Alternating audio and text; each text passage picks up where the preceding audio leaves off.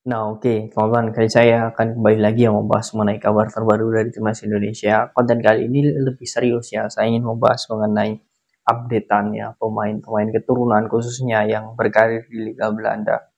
Ya, statement ini mungkin saya ini landasi ya teman-teman dari keluhan dan juga mungkin dari beberapa subscriber yang mengatakan ya bahwa memang saat ini ketika timnas itu sudah meranjak naik ya, ada beberapa negara ataupun federasi lain yang memang tidak suka dengan Indonesia. Yaitu menurut saya wajar ya, karena memang saat ini timnas Indonesia sudah mulai berkembang, bahkan perkembangannya bisa dibilang bukan satu atau dua ya tingkatnya, tetapi 3 sampai 4 tingkat levelnya timnas Indonesia saat ini mungkin ya bisa dibilang lebih baik lah dibanding 10 tahun sebelumnya. Nah, ini membuktikan bahwa wajar jika banyak negara mungkin ada yang mengganjal ya bagaimana kiprah timnas Indonesia ini. Oke, saya ingin mulai terlebih dahulu ya dari bagaimana ya rumor rumor seperti para pemain-pemain keturunan ini ya itu tidak dipakai di Eredivisie.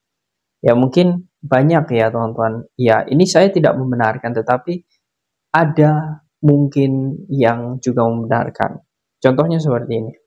Tom Haye ya, kontraknya sudah habis bersama Henry Finn. Nathan juga sudah kembali bersama klub ya Swansea. Kemudian Ragnar Oratmangun saat ini nasibnya tidak jelas.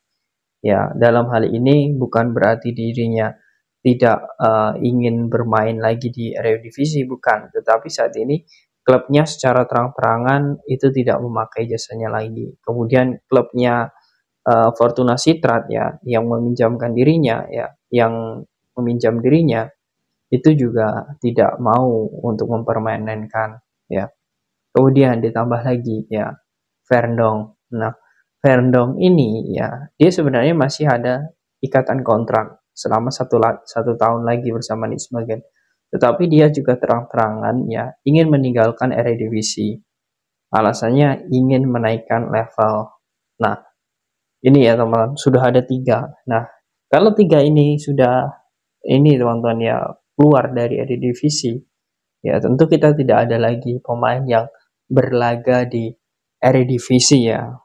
Nah, bukan di Jupiler League ataupun Eredivisie B Liga Belanda, berbeda ya. Kalau di kasta tertinggi berarti kalau tiga ini tidak ada, jelas kita tidak ada pemain timnas yang di Eredivisie. Berbeda kalau di Eredivisie 2 ya, ada Ivar dan juga Rafael, tetapi levelnya jelas di bawah Eredivisie. Sedangkan timnas Indonesia saat ini membutuhkan ya beberapa pemain yang levelnya itu diharapkan bisa meningkat ya, karena itu akan berpengaruh ke timnas Indonesia.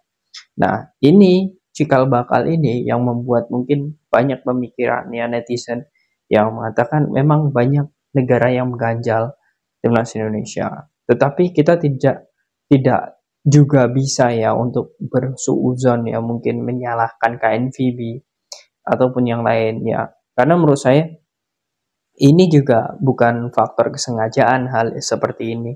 Tetapi menurut saya pas saja. Kenapa tidak ada pemain timnas Indonesia sekarang yang ada di Eredivisie? Ya, ini hanya sekedar opini teman-teman ya. Jangan sampai nanti teman-teman terjebak ya bagaimana pemikiran-pemikiran yang mungkin ini masuknya ke arah yang mungkin menyudutkan KNVB ya ataupun menyudutkan Belanda. Jangan sampai seperti itu. Tetapi ini kebetulan saja dan pas saja. Tetapi faktanya memang seperti itu. Selagi belum ada kejelasan dan juga liga belum dimulai, ya ini menurut saya merugikan timnas Indonesia untuk saat ini ya. Sangat merugikan sekali. Berbeda seperti Cek Ijas ya. Cek Ijas menurut saya hijau. Dia aman ya. Di klub pun dia dipertahankan, bahkan ingin diperpanjang kontrak. Di sisi lain ya, seperti Palermo dan juga Parma serta Torino itu merebutkan sosok Ijas. Artinya sepertinya Liga Italia dan Federasi Italia masih welcome. Tapi kita tidak tahu ya di Belanda ini seperti apa. Ya, ini bukan berarti kita sensitif mengenai masa lalu dan lain sebagainya ya. Ya semoga saja itu tidak terjadi, semoga saja. Karena memang Ya, untuk saat ini memang betul tidak ada lagi ya. Kalau memang Verndong nanti out dari Liga Belanda ya tidak ada lagi ya. Yang jelas seperti itu. Nah, oke. Kemudian yang ingin saya jelaskan lagi ya bahwa ini teman-teman, kalau dari sisi bagaimana kekuatan sepak bola Asia ya, walaupun sehebat-hebatnya sepak bola Asia ya, dibanding Afrika ya, benua Afrika dan juga Eropa, jelas kita masih ketinggalan. Walaupun levelnya Jepang pun ya, itu menurut saya masih ketinggalan ya. Itu sudah bisa dikatakan sudah fakta lah kalau masalah itu. Nah, menjadi perbincangan saat ini adalah Indonesia. Timnas pusat jelas Belanda. Kemudian adiknya Belanda mungkin bisa dikatakan Suriname, baru Indonesia. Tetapi potensi antara Indonesia dan Suriname ini lebih besar Indonesia. Karena dari segi apapun ya, dari federasi, dukungan, kemudian stabilitas finansial, itu lebih bagus Indonesia. Jadi peluang timnas Indonesia untuk menjadi lebih baik ya, apalagi di 10 tahun ke depan itu ada. Jadi wajar saja jika Indonesia nanti lolos Piala Dunia ya. Ini hitung-hitungannya jika kita lolos Piala Dunia, itu banyak yang tidak suka. Karena apa ya? Berbeda dengan Jepang. Kalau Jepang mungkin dan juga Korea itu lebih mengutamakan bagaimana liga, kemudian pembinaan yang sangat kuat ya, dari kampus ke kampus ya, bahkan banyak sekali di situ SSB dan sebagainya. Tapi Indonesia ini tidak. Indonesia kalau dilihat saat ini ya, kebutuhannya bagaimana kita benar-benar mencari pemain di seluruh dunia ya, untuk ditarik ke tanah air, ditarik ke tanah air. Nah, itu yang terjadi saat ini. Sehingga ya ketika timnas Indonesia itu bagus dan dilihat seolah ini adalah cara instan, itu yang membuat negara-negara lain yang menurut saya itu tidak suka. Nah, ini menurut saya juga sah-sah saja sih hak mereka, tetapi kalau sampai mengintervensi dan sebagainya menurut saya juga merugikan. Karena seperti ini, kalian sadar atau kalian percaya atau tidak, seperti sosok Martin Paes saat ini ya, yang saat ini sedang diproses oleh PSSI. Ya. Kemudian juga dilihat dari statement dari wakil Federasi Belanda dan juga Sekjen Federasi Belanda KNVB tahun lalu ya, ketika kerjasama dengan PSSI, dia mengatakan bahwa Indonesia boleh untuk mengambil para pemain keturunan ataupun mengambil pemain dari Belanda, tetapi jangan banyak-banyak. Nah, ada kata-kata tapi ini sebenarnya kita agak sedikit bingung. Nah, kalau pemain keturunan dipanggil dan dia mau, mengapa harus jangan banyak-banyak? Kalau mereka mau ya silahkan saja. Nah, artinya Martin Paes ini ya sekarang prosesnya itu belum selesai, ya kita tidak tahu apa yang menjadi negosiasi antara KNVB, ya kemudian juga PSSI dan juga FIFA, kita tidak tahu di situ.